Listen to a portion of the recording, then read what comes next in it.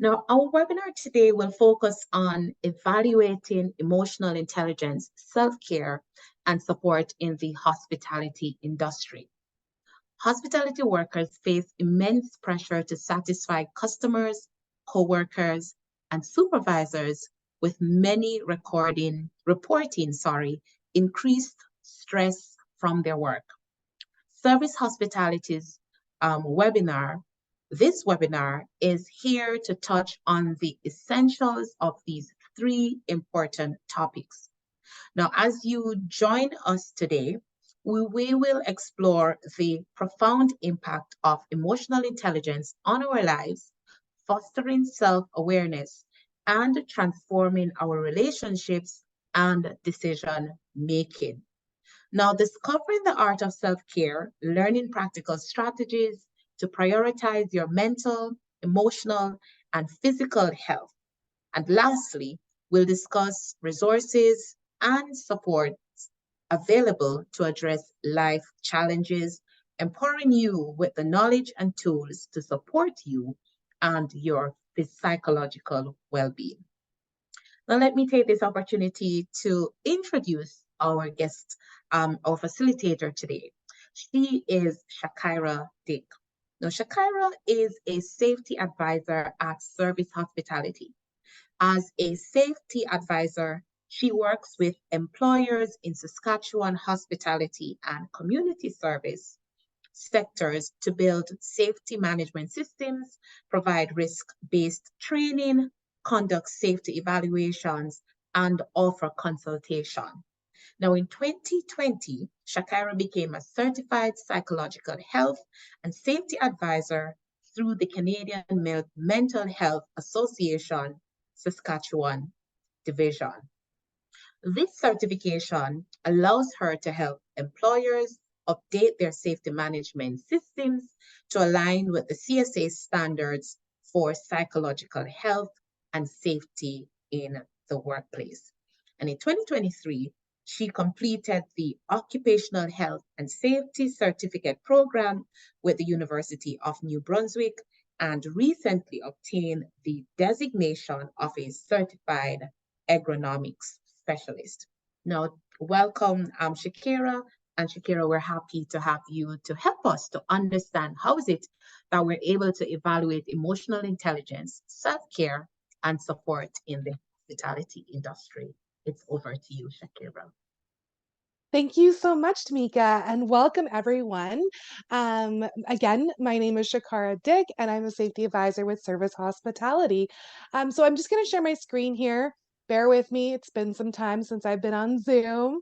So I'm just going to pop it up here.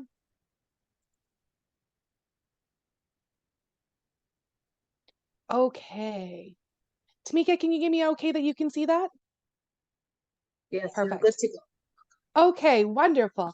All right. Okay, so our topic today, evaluating emotional intelligence, self-care and support in our growing hospitality industry.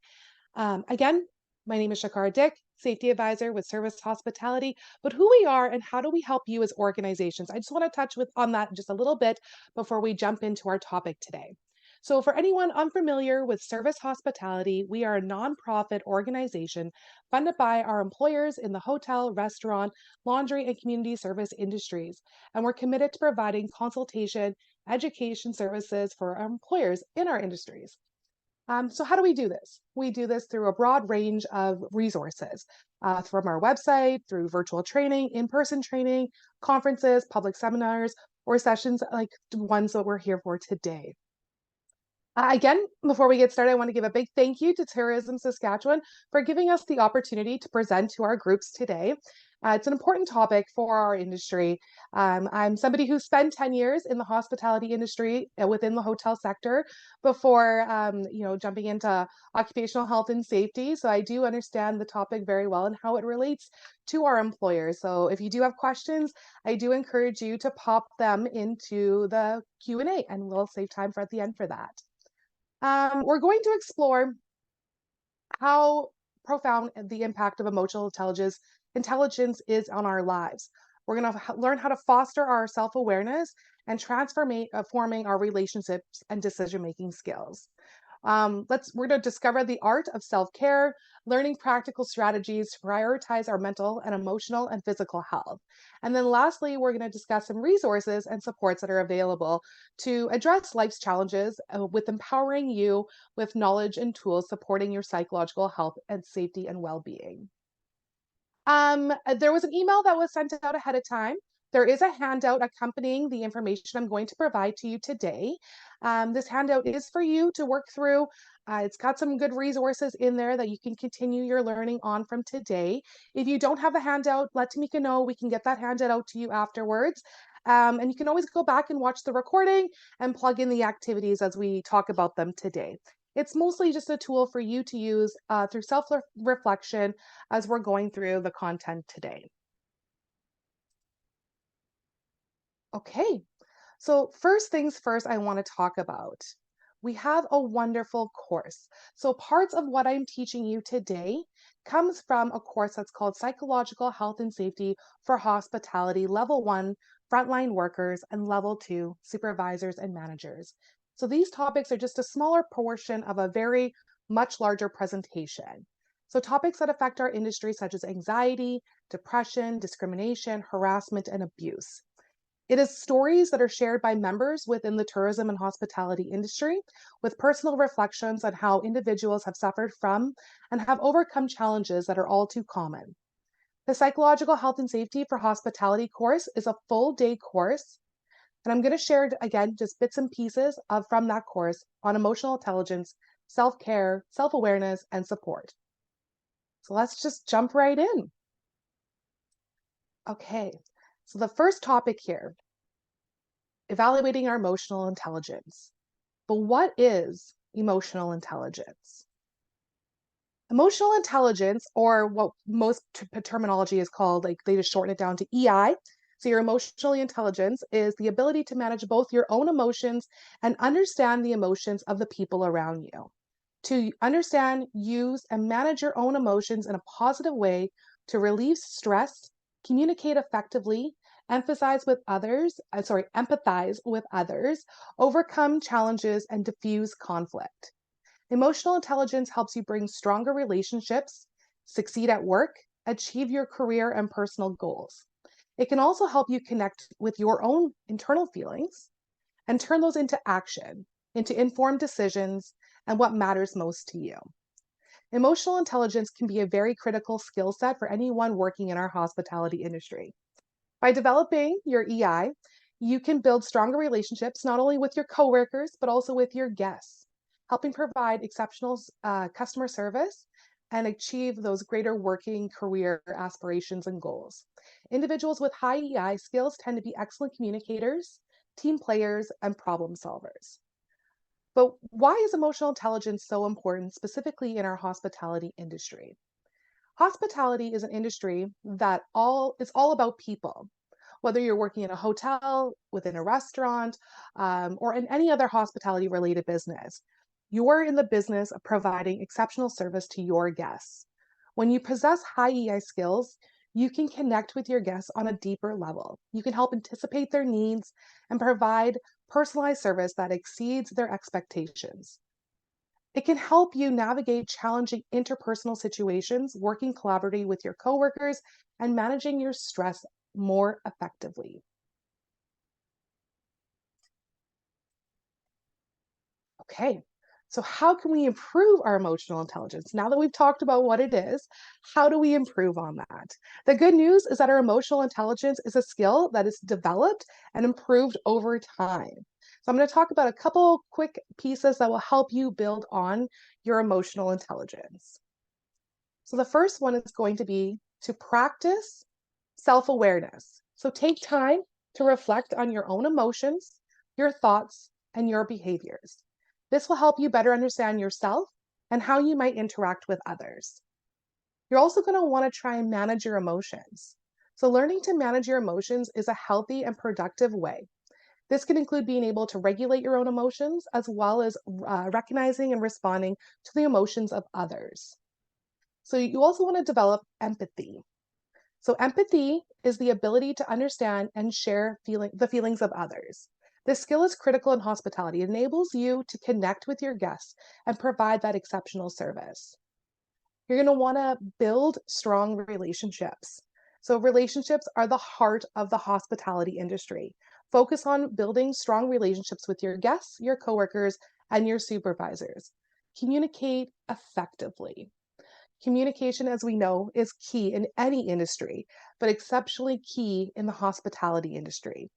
Work on developing your communication skills, including active listening, clear speaking, sorry, sorry, clear speaking, and this will help you develop your emotional intelligence skills over time.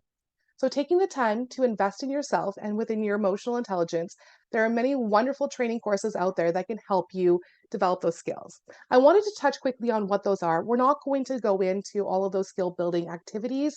As again, there are more training courses out there that will help you develop them. But what I want you to do is to pay attention to your emotions inside. How are you feeling? We need to listen to our bodies and we can find our warning signs. And that's what I want to talk to you more about today is your warning signs. And have you ever felt like you're about to get angry or upset and maybe your blood pressure rises and you can feel how your body might get hot? That's a warning sign. So maybe when we hit these warning signs and we learn what they are within our body, we can enact some self-calming tools and techniques. One of the things that I want to talk about first is getting caught in our thinking traps. So a thinking trap is a pattern of thought that is often negative and leads to anxiety, stress, and it's going to prevent us from seeing the situation for how it truly is. Everyone falls into an unbalanced thinking trap from time to time. You're most likely going to distort or interpretate things to be how you feel that they might be and not how they actually really are. You're going to get caught in moments where you're going to feel sad, angry, anxious, depressed, or stressed. You're also more vulnerable to thinking traps when you're not taking good care of yourself. So if you're not getting enough sleep or you're not having a healthy, balanced diet.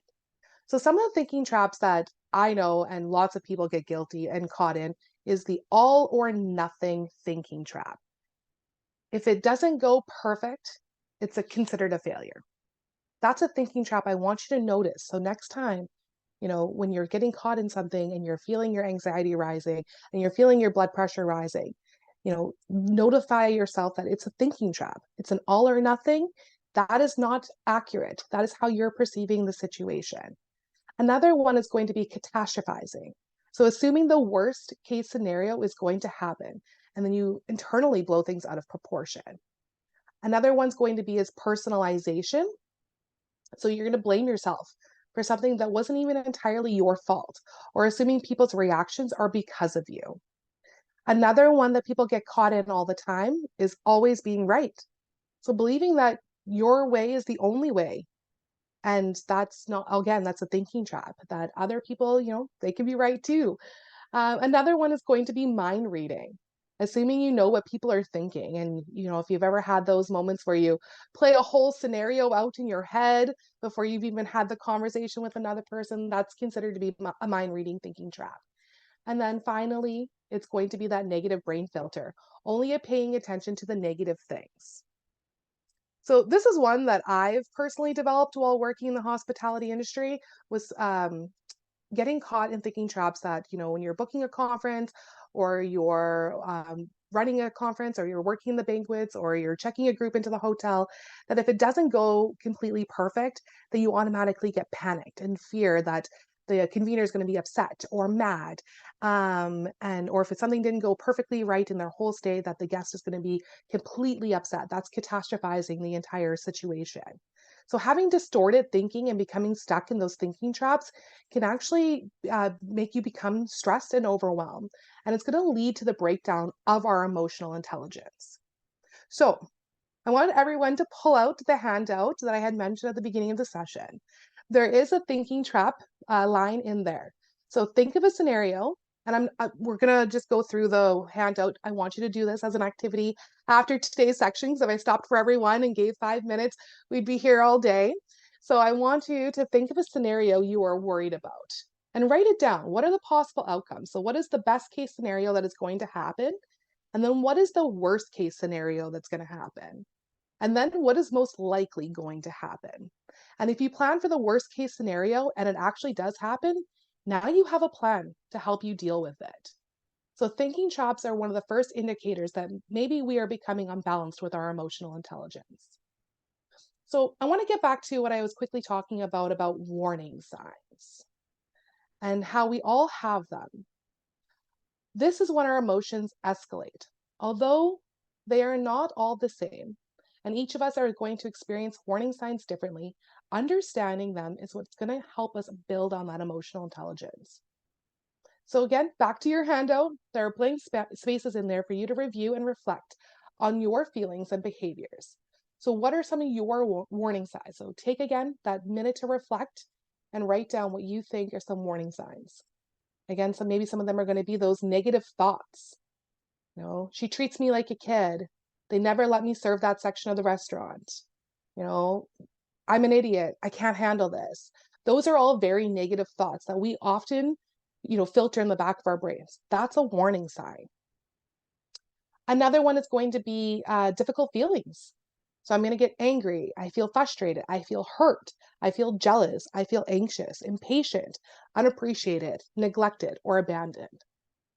Or, again, having our physical body signs. Like I said, you can feel your blood pressure, or what people say, blood pressure is rising, they get hot, or maybe they get tight muscles, or they feel it in their neck, or their back, or their jaw, or they clench their teeth, or they get the upset stomach, flushed face, or their heart races. They feel short of breath.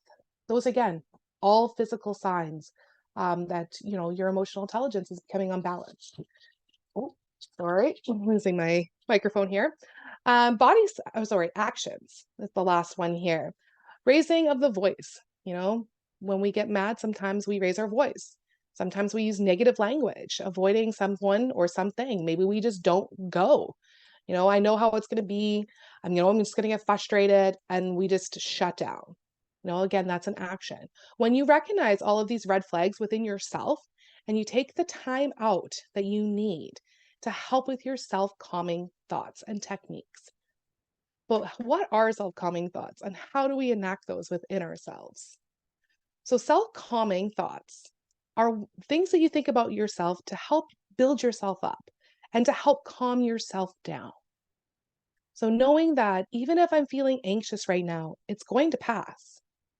Even if things feel uncomfortable right now, that will come to an end soon. I can cope. I have been through difficult situations before. I am more than my anxiety. It is a state that will pass. These are all ways that we can help build ourselves up. So when we start to feel our warning signs coming to the surface, we're going to want to start to enact our self-calming thoughts. And when you feel yourself getting upset, angry, or frustrated, or you start to use a negative behavior such as yelling, name calling, put downs, or anything physical, take the time out to comfort yourself emotionally. This is always easier said than done, but we have to start to recognize what our warning signs are so that we know when we need to enact those self-calming thoughts. So again, moving back to our handout, this is another section I do want you to reflect on and think about. So take again a moment to write down 3 things that you will try to help yourself be calm. And some examples that you might want to put here or I can provide to you today is I'm not going to let this get to me. I can stay calm. Stop, let it go. I'm not going to take I'm going to take a time out now.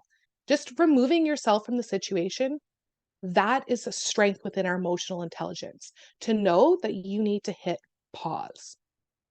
Now step away, stay calm. I can talk calmly about this.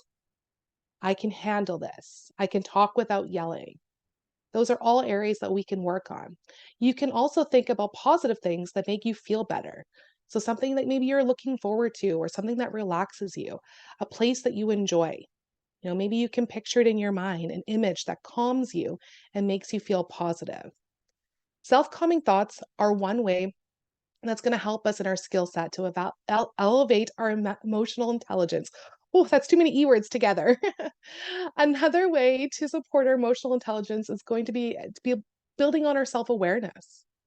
And self-awareness is the ability to recognize and understand your own thoughts, again, your own feelings and emotions. It's a key part of emotional intelligence, knowing yourself. So we got to do a lot of self-reflecting. We got to dig deep in there. Your main relationship is going to be with yourself, but it's going to also help you build relationships and build trust and improve communications and a range of other softer skills with other individuals. It allows us to tune into what we feel, what we need, and how we can best care for ourselves, leading us to better understand of what gaps do we need to focus on to support ourselves through self-care and our mental well-being. These are critical in our profession. They are critical in every profession, but hospitality does have a high rate of burnout. So it's no exception for us as well in this industry. Encouraging open communication and creating support systems in our industry can help our employees cope with stress and then prevent that burnout within the workplace. So, when we talk a lot about self calming thoughts and we talk about self awareness, we also want to get into what's called self care. So, what does it mean to have self care? And I'm sure we've all heard this term before. And most people probably think, meditation, hot baths, journaling. Yes, those are all forms of self care. However, there are many more ways that we can help ourselves and de stress. So, self care is an action we do to better our physical, spiritual, mental, and emotional health. And by practicing self care, we are able to live healthier, more balanced lives. A more balanced life leads to less stress and overall well being. Understanding what we need to do to balance our life and learning how we need to what area we may be out of balance in. And a great way to understand how to get back into balance is to know first what gap you're missing. What area do I need to focus on to help get me back in balance? And a great way to understand when you're unbalanced is through what's called a medicine wheel. And I don't know if anyone here has seen this before, but it's a great tool. It was created by Indigenous peoples and represents the interconnection of all aspects within oneself. So it is believed to be the circle of self awareness or the circle of knowledge, which illustrates the power we have over our own lives. So there's 4 areas, as you can see on the screen, of our wheel. That's going to include our physical health, our spiritual health, our mental health, and our emotional health. So, physical wellness includes the function of the bodies and ability to maintain health and quality of life. So, that's going to be your routine checkups, your nutrition, your exercise, your overall physical health of your body. And your spiritual wellness is going to include our purpose and the meaning of our lives. So, our beliefs, our ethics, and our morals. And this is part that's going to include our self awareness check ins. Our mental wellness is going to include the development of knowledge, our skills, our creativity, and learning new things. And our emotional wellness is going to include the recognition of our feelings towards ourselves and towards others. And it's going to include managing your emotions, your empathy, your motivation, and your risk taking as well. So, finding a balance through these 4 elements will help us know where and when we might need extra support. So again, in your handout, there are spaces for you to work through of what is the negative and positive aspects of your medicine wheel. When you look at the positive areas of your wheel, what do I do to support my physical health? Well, maybe I go for an evening walk. And what is my spiritual? I meditate. My mental, I read a book. My emotional, I journal. But we also want to look at the negative side of where we may have gaps. An example of a physical one is maybe I'm a smoker and that negatively affects my health. With spiritual, maybe I don't spend enough time outdoors. Or my mental health, I'm very much guilty of this one, scrolling too much on our phones and going through social media. And emotional, working too much and you don't get to see enough of your friends and family. As important as is to identify the positive, you need to also identify the negative side of your wheel as well. That is the only way that you're going to know where you're out of balance and how to get back into balance. And then finally, you're going to want to write down one thing you can do to improve each area of your life. So again, maybe with physical, you're going to bed earlier. Maybe with spiritual, you're going to watch a sunset. With mental health, maybe I am going to limit my phone use. Or my emotional, I am going to connect with a family member or a friend. So think of 3 of your personal strengths that will help you make positive changes and then write them down. And on the emotional side of our wheel, we might see a pattern of negative behaviors. And if this starts to become a pattern for you, we need to identify what our negative behaviors are and why they might be coming to the surface. So when it leads into negative behaviors within ourselves, we start to see and identify the gaps. And we're going to start to identify when we begin to use negative behaviors. And some negative behaviors can be denying, it could be justifying, it could be blaming, it could be shouting, and it could be unreasonable demands. It could be disrespectful or abusive behavior. And another negative behavior we might overlook is just our own negative self-talk.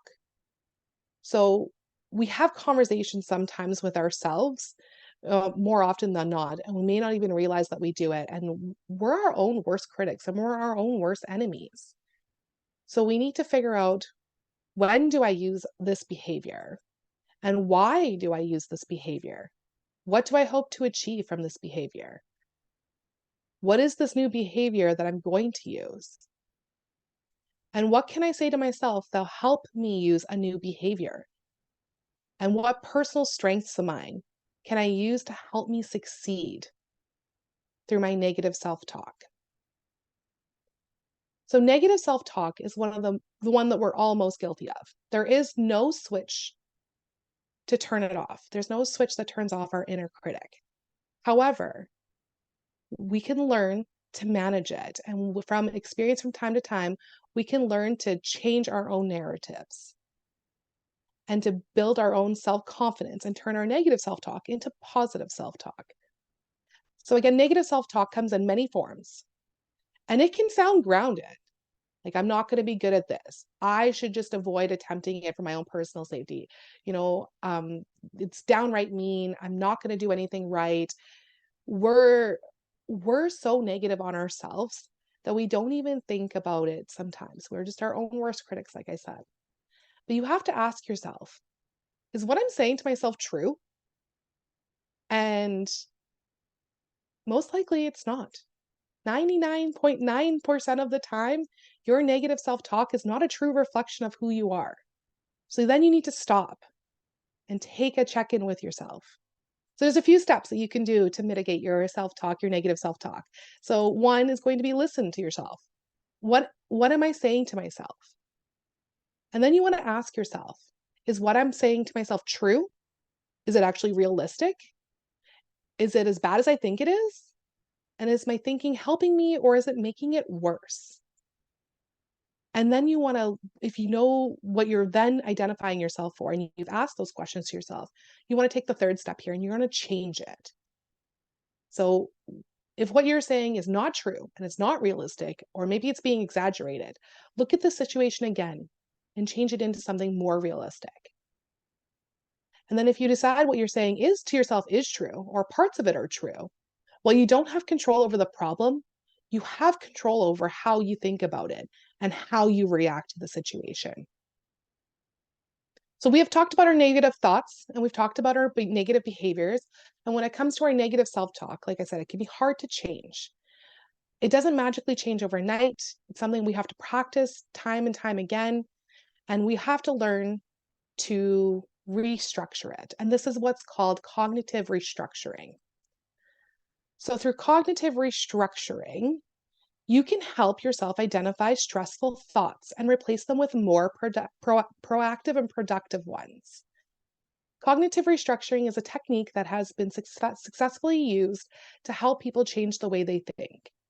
When used for stress management, the goal is to replace stress producing thoughts with more balanced thoughts that do not produce those stress. The technique first involves identifying the situation that's going to lead us to a stressful moment, the thoughts and the feelings that arise from that situation. Then you're going to want to examine your thoughts, determining what is true about them and what is not true about them. Finally, developing an alternative and more balanced thought and determining how you will feel adopting your own new outcome. So again, some of the ways that we're going to do this is through just start by identifying what is my negative thought or unhelpful thought. This thought makes me feel dot dot dot. How does that make you feel? Am I basing this on fact or am I basing this on a feeling? What are the chances this thought will affect you in 1 week, 1 month, or 1 year? That is a very, very big one. When we get really caught up in ourselves and we're really catastrophizing the situation, just think about it. How is this going to affect you in 1 month from today, 1 year from today? Most likely, in 1 week, you still might remember it, but in 1 year, that negative talk that you focused so heavily on that maybe it stopped you from, trying out for a new or applying for a new position or, reaching out to a new client or securing some new business. You were too scared to take that leap of faith. And in 1 year from now, you're going to look back and be like, I should have just done it. You can change your brain. We as humans are complex creatures, but yet we still grow and change. And you can physically change your brain. Every time you have a new experience or you learn a new skill, your brain grows new neural connections, and they're called neuroplasticity. So when you first start using a new skill or behavior, new nerve connections grow like branches of a tree.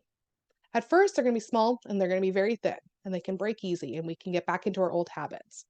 But the more we use these new behaviors, they're going to grow thicker and stronger, making these behaviors easier and easier to do. So again, when we're rewiring our brain, we're going to learn, gaining our new information, understanding how it works. We're going to plan, we're going to figure out how and when to use our new skilled behaviors, and then we're going to practice it.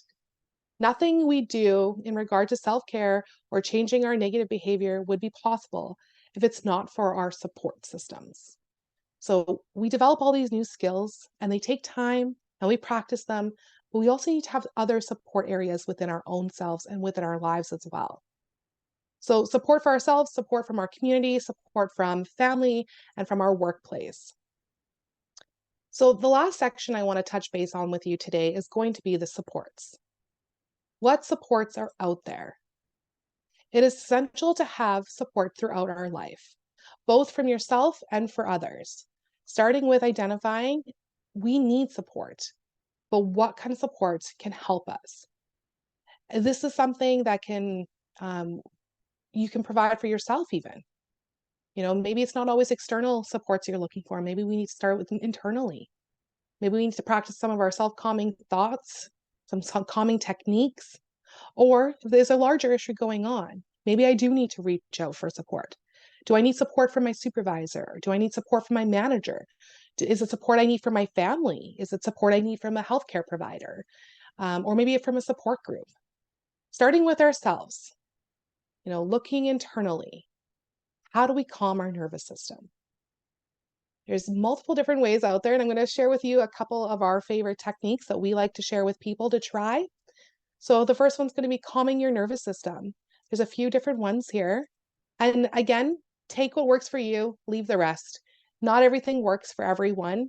You may have to try a few different things to figure out what works best for you. So finding a healthy and proactive way to calm your nervous system.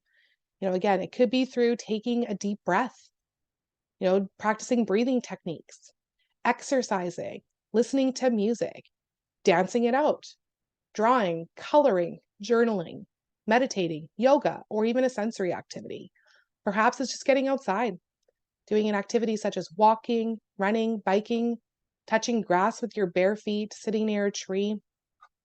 It could be soothing yourself with a hot beverage, tea, warm milk, putting attention on the core center of your body. Again, this is not an exhaustive list. This is just some examples that you can start with that can calm the nervous system. But again, you need to find what works for you. I personally struggle to journal. I struggle to write things down. That's not one that works for me very well. I do find music very calming. That's my kind of go-to. The first time I'm starting to feel stressed, I pop in the headphones and just listen to a good song or a playlist, and it just brings me down. It grounds me. I'm a big colorer, drawer. Those adult coloring books, those work really great for me. Sudoku, where my brain has to function and stare and think about something else. It's a good way to pull yourself out of the moment and just try and focus on something else. And, finding that right playlist to match your mood is the feeling that just hits just right sometimes. Find what works for you. As I mentioned, breathing techniques several times throughout this training session today. And of course, I want to leave you with those techniques. I've been talking about them, but I don't want to just not leave you with them. So the first one here is called box breathing. Box breathing is breathing in for 4 seconds, holding it for 4 seconds, breathing out for 4 seconds, and then holding it again for 4 seconds. So again, just picture it like a box.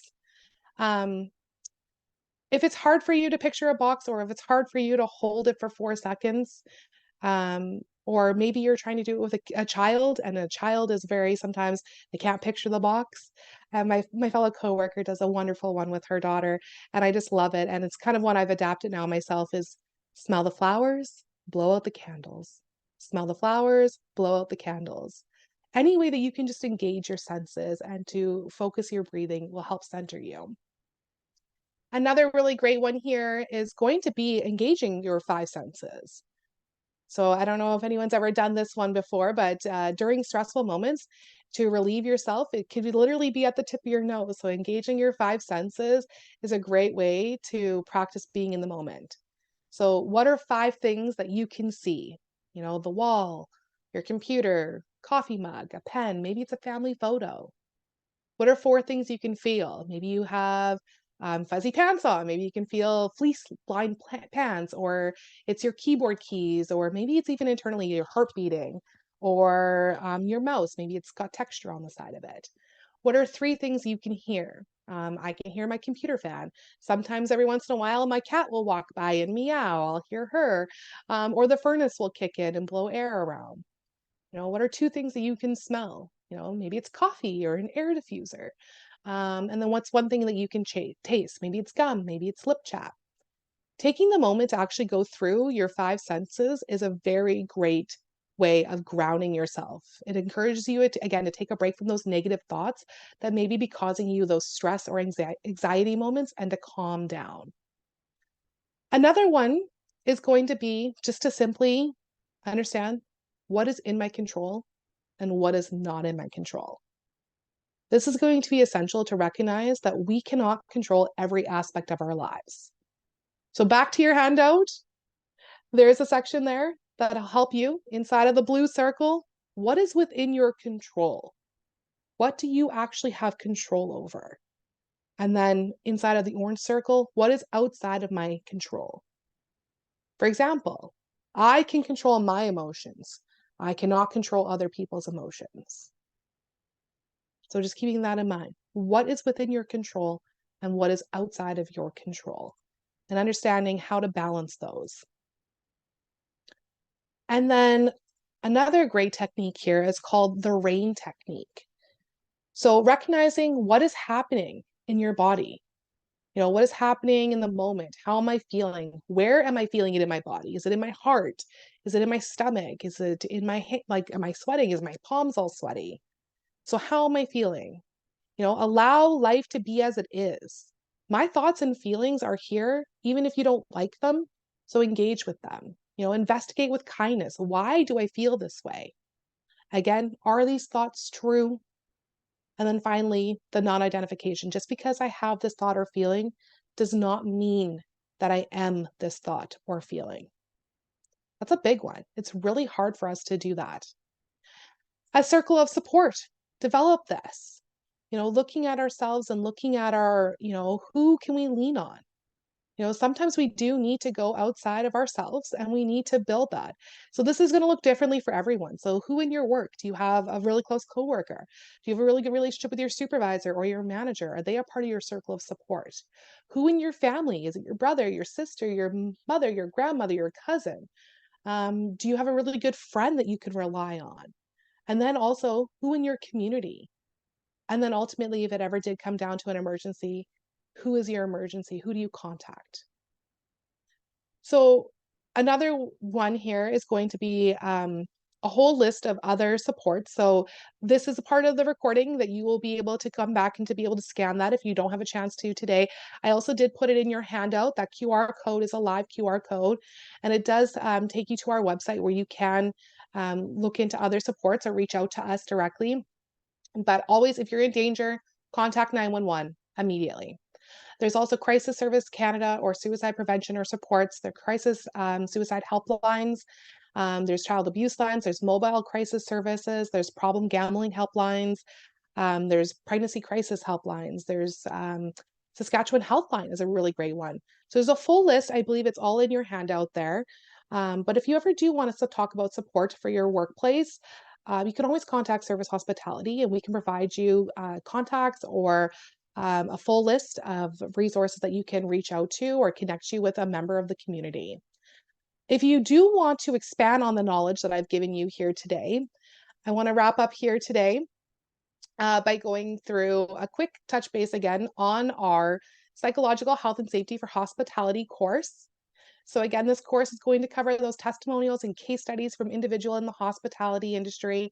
It's going to go through communication or coping mechanisms, how to notice and acknowledge and support mental health, and it's going to have activities based on those testimonials as well.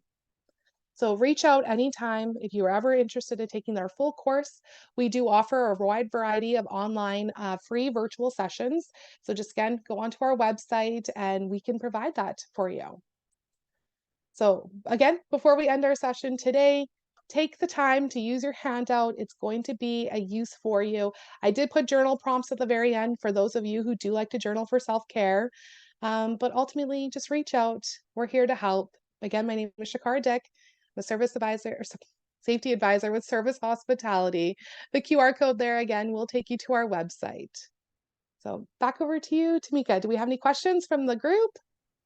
No, I'm just no questions now, but if you do have your questions, please post those questions in the chat and let's get, yes, there is someone who says, thank you for your time and for the presentation. But there is one question that I'd like to ask.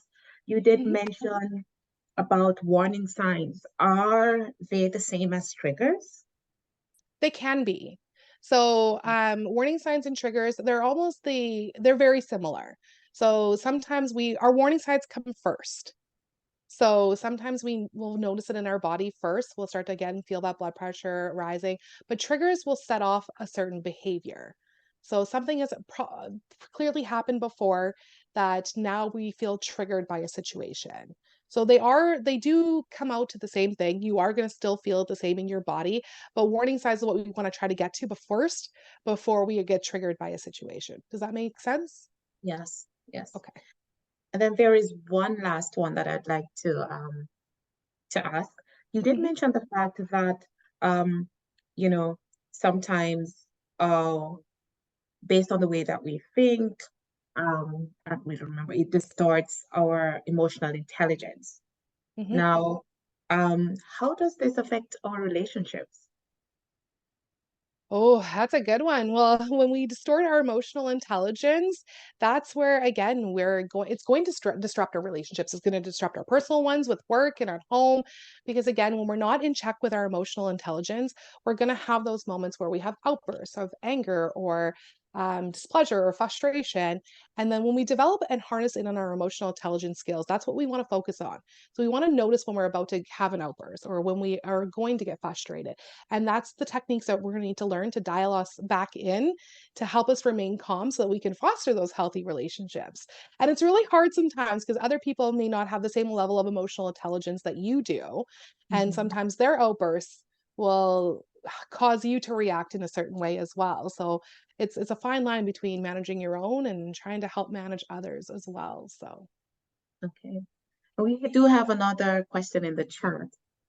Um, it says, how do you stop reacting to triggers as they seem almost automatic? uh it's gonna really come down to a lot of self-awareness. So if, when we do have a triggered moment, we need to self-reflect afterwards. We really need to dial in on, again, why did that trigger happen? Is it a certain situation? Is it a certain person? Is it a certain story that was told? Um, there's a reason that we reacted, and we kind of have to get to the root cause of why we reacted in that sense. And from there, that's when we get into how can I start to, do that cognitive restructuring and looking at our brain and trying to develop ways. It's not going to be a perfect method. It's not going to change immediately overnight. Maybe it'll be 6, 7 months and you won't have that trigger. And then something comes along and it triggers us again. So it's constantly with our mental health and our mental well-being. It's something we always have to practice and we have to work on. It's the same with our physical health. You go to the gym, build muscles. You stop going to the gym, you're going to lose your muscles. It's the same with our brain and the way we react with our emotions. So you got to constantly practice it as well. Yeah. As you mentioned emotions, there is just one more question. It says, how do you recognize someone else's emotional responses if they are different from yours and if they aren't obvious? Ooh, that's a tricky one because everyone reacts to situations very differently. Um, some people may be it reads on their face, when they're upset, when they're mad. So then you have a better understanding. But there's always a sign. If somebody is, having emotional triggers towards you, so if you've upset them or you frustrated them, there will be a sign. Even being quiet or straight-faced is a sign that they are displeased. So, if they are practicing really high level of emotional intelligence as well, where they're not going to react to you or give you that one, that's maybe when you just need to take a break, come back to the table afterwards and, talk about it and hash it out in a more calm and rational way as well. It's tricky though, managing emotions. It's a daily practice. It's very hard. Um, Especially when you don't know how other people are going to react. Okay. All right. Thank you. Are there any other questions that you'd like to throw at Sakara? So sorry, I think I've been mispronouncing your name all this time. No, it's fine. Sorry. There's just one more in the chat here. Okay. The question is, I end up taking anti-panic medication to control my reaction due to triggers. Is there another way to control these panic attacks due to guest aggressiveness? Honestly, if you're taking medication, you've identified that you need additional supports. And to be honest, I'm not a psychologist or a psychiatrist, so I'm not going to touch too much on when there's medication involved. However, again, you can see triggers happening in guests. I remember working in a hotel, and you can hear like the clicking even on like desks when they're getting frustrated or tapping their key card or being like, well, this just isn't right. Like you can see them getting agitated and frustrated. So maybe it's just knowing when you need to step away or know when you need to take a step back from them. Unfortunately, again, aggressive guests in our industry and hospitality, in restaurants, bars, hotels, they I'd love to say in a perfect world, everyone can manage their own emotions and that nobody's going to have outbursts, but it's kind of like road rage. You never know when somebody is going to get mad at you on the road as well. But just knowing that you can only control how you react to a situation and not how somebody else is going to react. But it doesn't make it all right for them to treat you like that. So that's when we need to have good support systems from our managers and our supervisors and creating a safety plan that if we do get put into these situations and we do need to step away, that our managers and supervisors are there to support us. Our full Right. course dives a little bit more deeper into kind of more abusive situations in that sense. So I do encourage you if you have the time. It's a great course. Thank you so much. Thank you so much. And I know that someone was asking about the worksheet.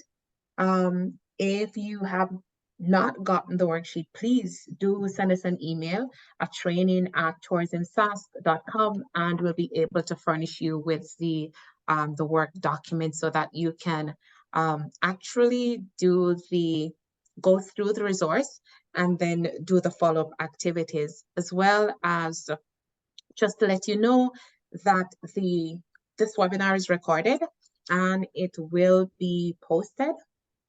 I'm just stopping the record.